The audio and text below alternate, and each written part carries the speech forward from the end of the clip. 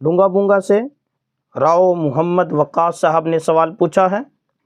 لگتا ہے محترم مفتی صاحب، عید آنے والی ہے، اگر عید سے پہلے عید نماز کا طریقہ بتلا دیا جائے تو اس سے لوگوں کو فائدہ ہو جائے گا، تو گزارش ہے کہ عید نماز کا طریقہ بتا دیں۔ راؤ محمد وقاص۔ جی میرے محترم بھائی، عید نماز کا طریقہ ہم عرض کر دیتے ہیں۔ شاید پچھلے سال بھی غالباً ہم نے یہ ویڈیو بنائی تھی، بہرحال پھر دوبارہ بنا دیتے ہیں۔ عید نماز کا طریقہ کوئی بالکل الگ سے کوئی طریقہ نہیں ہے، عام جیسے نماز پڑھی جاتی ہے بالکل وہی نماز ہے، صرف اس میں ہم نے زائد تکبیرات کو کہنا ہے۔ جب ہم اپنے ذہن میں ایک الگ سے ایک سوچ رکھ لیتے ہیں کہ شاید یہ بالکل مختلف نماز ہے، تو اس میں پڑھانے والے کو بھی تسامح ہو جاتا ہے، ان سے بھی غلطی ہو جاتی ہے، پڑھنے والے بھی سمجھتے ہیں شاید کہ بہت مشکل نماز ہے، حالانکہ ایسا نہیں ہے۔ عام نماز کی طرح یہ ایک نماز ہے، 2 رکعت نماز ہے، اس میں ہم نے زائد 6 تکبیرات کہنی ہیں، 3 پہلی رکعت میں، 3 بعد والی رکعت میں، جس کی پوری ترتیب میں ابھی عرض کر دیتا ہوں۔ تو جب آپ یہ بات ذہن میں رکھیں گے کہ عام نماز کی طرح نماز ہے، صرف زائد تکبیرات کہنی ہے، تو انشاءاللہ آپ بھولیں گے بھی نہیں اور اس کا طریقہ بھی مختلف نہیں لگے گا۔ تو اب میں طریقہ عرض کر دیتا ہوں کہ 2 رکعت نماز ہوتی ہے عام نماز کی طرح، اس میں زائد 6 تکبیرات کہنی ہے، 3 پہلی رکعت میں، 3 بعد والی رکعت میں۔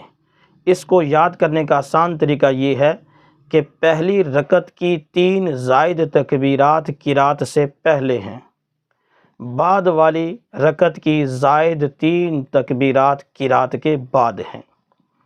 تو میں ایک بار پھر عرض کر دیتا ہوں، پہلی رکعت کی تکبیرات قرات سے پہلے، بعد والی رکعت کی تکبیرات قرات کے بعد۔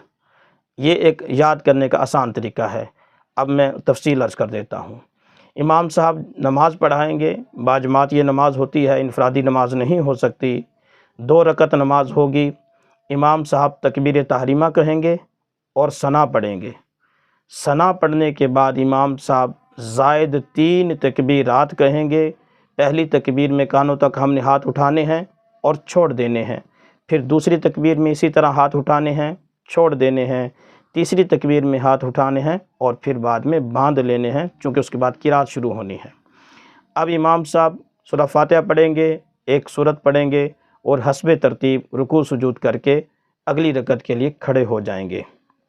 اگلی رکعت میں امام صاحب پہلے قرات کریں گے، فاتحہ پڑھیں گے، ایک سورت پڑھیں گے، سورت پڑھنے کے بعد عام طور پر ہم نماز میں رکوع میں چلے جاتے ہیں، عام نماز میں یہاں رکوع میں جانے سے پہلے زائد 3 تکبیرات کہنی ہے۔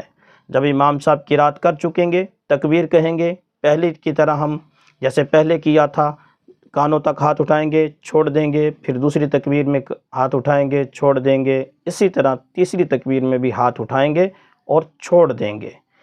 تیسری تکبیر کے بعد امام صاحب ایک مزید تکبیر کہیں گے جو رکوع میں جانے کے لیے ہوگی، اور ہم سب رکوع میں چلے جائیں گے اور پھر حسب ترتیب رکوع سجود کے بعد نماز پوری کر لیں گے۔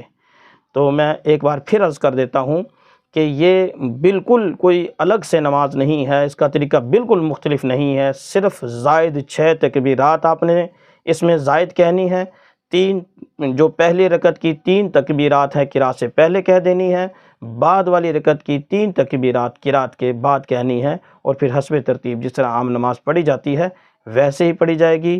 قرات اس میں بالجہر ہوتی ہے، اونچی آواز میں قرات ہوتی ہے، اذان اور اقامت اس نماز میں نہیں ہوتی۔